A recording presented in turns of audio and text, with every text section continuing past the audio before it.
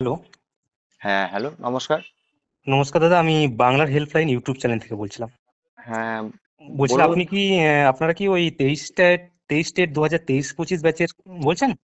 হ্যাঁ, 23 TET 2023-25 batch, কিন্তু নম্বর কোথায় পেলেন আপনি আমার? আপনার নাম্বারটা একটি গ্রুপ থেকে আমি জোগাড় করেছি। তো আপনার সঙ্গে আচ্ছা। কিছু কথা ছিল, এখন বলা যাবে? হ্যাঁ, হ্যাঁ, অবশ্যই বলুন। যেটা বলছিলাম, আমাদের কি আছে, কিছু খবর এসছে, ইনফরমেশন। সেটা হচ্ছে 23 টেট 23-25 ব্যাচকে তো পর্ষদ মানে অ্যালাউ করেনি। তো আপনারা একটা কেস করেছেন দেখলাম, রাজকুমার যাদব ওআরএস ভার্সেস প্রাইমারি বোর্ডের বিরুদ্ধে। এটা হ্যাঁ, হ্যাঁ, আগামীকাল হিয়ারিং রয়েছে, তাই তো? হ্যাঁ। তো আপনাদের কেসের গ্রাউন্ডটা কি একটু যদি পরিষ্কারভাবে বলতেন। অ্যাকর্ডিং টু এনসিটি রুল আমাদের তো সেশন অ্যাকচুয়ালি 2 বছরের হয়। আচ্ছা, হ্যাঁ, হ্যাঁ। হ্যাঁ, 2টি ক্যালেন্ডার বৎসর। ঠিক আছে? এবার যে মাসে শুরু করবে ঠিক তার 2 বছর পরে সেই মাসের শেষ তারিখে মানে শেষ হবে, মানে সেশনটা শেষ হবে। তো আচ্ছা, এনসি হ্যাঁ, 2 বছরে আমাদের West Bengal board of primary education যেহেতু কন্ডাক্টিং বডি আমাদের ডিএলএড, সেক্ষেত্রে হ্যাঁ, হ্যাঁ। শেষ করার সময় তো ওনাদের পেরিয়ে গেছে, কারণ ওনারা রিলিজ করেছেন, রিলিজ অর্ডার দিয়ে দিয়েছেন আহ, জুন মাসের শেষ নাগাদ। ও, আপনারা তো বলছেন পর্ষদ থেকে রিলিজ অর্ডার দেওয়া হয়েছে, তাই তো? রিলিজ অর্ডার দেওয়া হয়েছে। ঠিক আচ্ছা, আছে, আচ্ছা। এবার সেটা উম, মানে আমরা সাবমিশন করেছি অলরেডি। তার পাশাপাশি অলরেডি আমাদের পরীক্ষার টেট কোয়ালিফাই করেছি পার্সুইং ক্যান্ডিডেট হিসেবে 23 সেট পাস। হ্যাঁ, হ্যাঁ। এবার যখন নতুন রিক্রুটমেন্টের নোটিফিকেশন আসে, সেখানে অ্যাপ্লাই করতে গিয়ে দেখছি আমাদের কোনো প্রভিশন দেওয়া হয়নি অ্যাপ্লিকেশন করা। ঠিক আচ্ছা, আছে? আপনাদের 23-25 ব্যাচ সেটাকে আপনারা সিলেক্ট করতে পারছেন না, ওখানে দেওয়া হয়নি, তাই তো? না, 23 স্টেট আছে আচ্ছা, কিন্তু 23-25 ব্যাচ তেইশ নেই। পঁচিশটাকে ব্যাচটাকে অ্যালাউ করছে না ওনারা এখন। না, আচ্ছা, এটাকে আপনাদের আমরা, ফাইনাল রেজাল্ট কি হ্যাঁ বলুন। বেরিয়ে গেছে? আমাদের ফাইনাল রেজাল্ট বের হয়নি, কিন্তু আমাদের পরীক্ষা সব হয়ে ও, গিয়েছে। সব কন্টাক্ট এক্সটার্নাল হয়ে গেছে, তাই তো? এক্সটার্নাল হয়ে গিয়েছে। হ্যাঁ, এবং আমার পরীক্ষার রেজাল্টের জন্য আমরা অপেক্ষা করে বসে আছি এই মুহূর্তে, কিন্তু কিছু করার ও নেই, আচ্ছা, বোর্ডে তাহলে আমরা আপনারা যেহেতু রেজাল্টটা ডিলে করছে, আপনারা যাতে ওই ইন্টারভিউ প্রক্রিয়ায় অংশগ্রহণ করতে পারেন, তার জন্য আপনারা কেস করছেন, তাই তো? হ্যাঁ, সেই কারণে কেস করা হ্যাঁ। হয়েছে। আর আমরা ডেপুটেশন দিতে আমাদের প্রতিনিধি দল গিয়েছিল। আচ্ছা, হ্যাঁ, তো সেখানে কোনো সদুত্তর আমরা পাইনি বোর্ডের আচ্ছা। তরফ থেকে। ওরা বোর্ডের তরফ থেকে কি জানানো হয়েছে? ওরা আশ্চর্যজনক ভাবে, হ্যাঁ, চুপ। এই বিষয়ে কোনো, ওদের মুখে কোনো কথা নেই, টু শব্দটি করছে না। তো সেক্ষেত্রে আমাদের বিকল্প রাস্তা বলতে একমাত্র কনস্টিটিউশনাল রেমেডি, আদালতের সাহায্য আমাদেরকে নিতেই হবে। আচ্ছা, এটা তো আচ্ছা, আচ্ছা। বোর্ডের গাফিলতি, যেহেতু কোর্ট সেশন পেরিয়ে গেছে, আজকে 5-6 মাস 7 মাস হতে চললো, ওদের কোনো হেলদোল নেই রেজাল্ট বের করার ব্যাপারে। হ্যাঁ, আচ্ছা, আর আচ্ছা। এনসিটি মানে নিয়ম অনুযায়ী পার্সুইং ক্যান্ডিডেট দেখিয়ে আমরা 23 স্টেট পাস অলরেডি, আমাদের সব আমরা ফুললি এলিজিবল। তো আচ্ছা। বোর্ডের গাফিলতির জন্য আমাদের ব্যাপারটা পুরো কেচে গিয়েছে।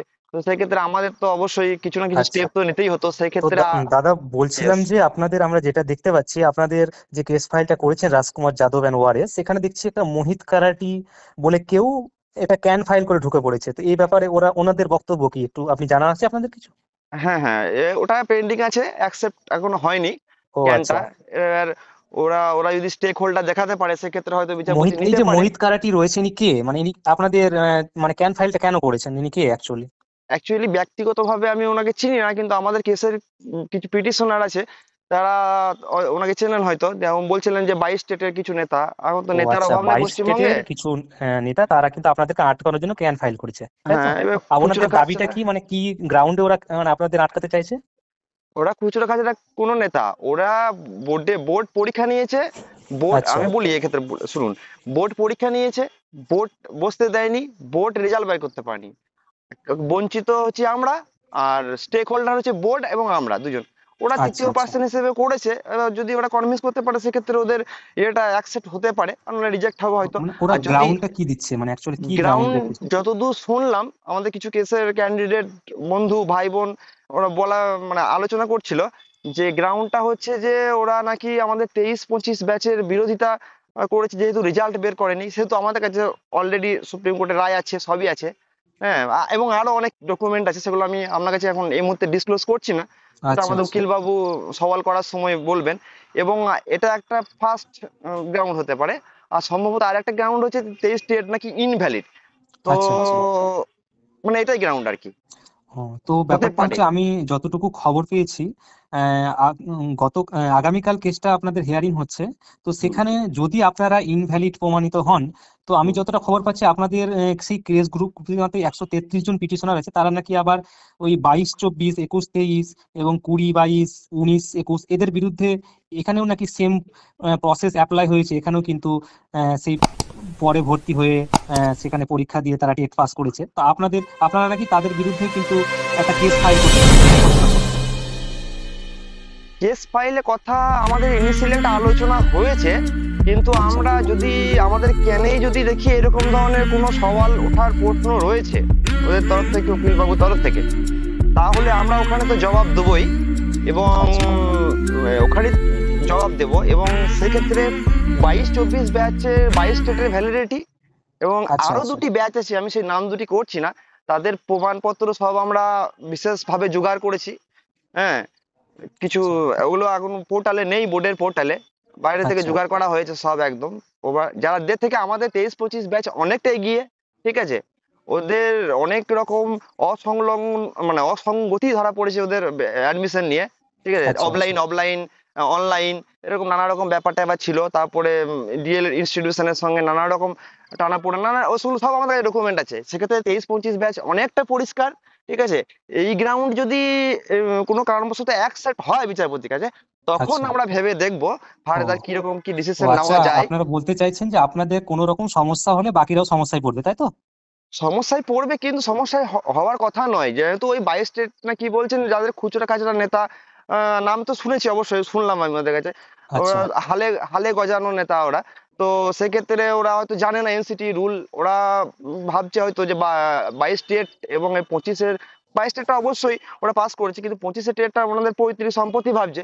তো সেটা তো নয়। হ্যাঁ, শিক্ষার অধিকার, রাইট টু এডুকেশন অ্যাক্ট, তারপরে এইগুলো নানা নিউ এডুকেশন পলিসি ব্যাপারে এখানে অ্যাপ্লিকেবল নয়, কিন্তু সেই রাইট টু এডুকেশন অ্যাক্ট বা হোক বা এনসিটির teachers recruitment, teachers eligibility criteria যে গাইডলাইন, সেগুলো ওনারা ওনারা বা ওনার উকিলকে ভালো করে একবার আচ্ছা। পড়াশোনা করে দেখা দরকার। কিন্তু অবশ্যই আমাদের বিরুদ্ধে যদি কোনো রকম হয় এইরকম ধরনের পদক্ষেপ নেওয়া, সেক্ষেত্রে আচ্ছা, আমরা তো অবশ্যই নেবো কাউন্টার মেজার হিসেবে, দাদা অবশ্যই। বলছি আর লেট করবো না, আপনাকে লাস্ট প্রশ্ন করছি। আপনাদের যে 23 স্টেট ফার্স্ট 23-25 ব্যাচ, এরকম ক্যান্ডিডেট সংখ্যা কত হতে পারে আপনার জানা আছে? আমরা যখন কেসের জন্য ক্যান্ডিডেট খোঁজার চেষ্টা করছিলাম, তখন কেসটা তো এফোর্ড করতে অনেকটা টাকার ব্যাপার। তো সেক্ষেত্রে মোটামুটি আমাদের ইনিশিয়াল রেসপন্স 200 জনের মতন পাওয়া গিয়েছিল।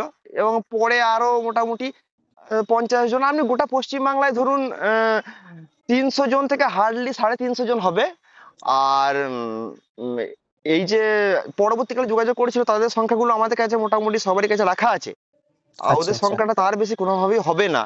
তো আমি এবার তো যেটা 23। মানে খবর পেয়েছি, 2023 স্টেট 2023-25 ওই 300 থেকে 350 ক্যান্ডিডেট রয়েছে, এবং বাকি 2022-24 নাকি হিউজ পরিমাণে, মোটামুটি সেটা 10,000 ছাড়িয়ে যেতে পারে। এটা আমি কতটা যে সত্য তিনটে আপনাদের? ব্যাচকে নেওয়ার কথা বলছি আমাদের হিসাবে, মানে কাউন্টার যখন করবেন আমাদের আমাদের অ্যাডভোকেট, ঠিক আছে, সেক্ষেত্রে আমরা তো কিছু পেপারস মানে সাপ্লিমেন্টারি অ্যাড করতে হবে আমাদের ওখানে কেসে, তার সাবমিশনের ব্যাপার আছে। তো আমরা উকিলবাবুর কাছে সেগুলো সব তুলে দিয়েছি আমরা অলরেডি।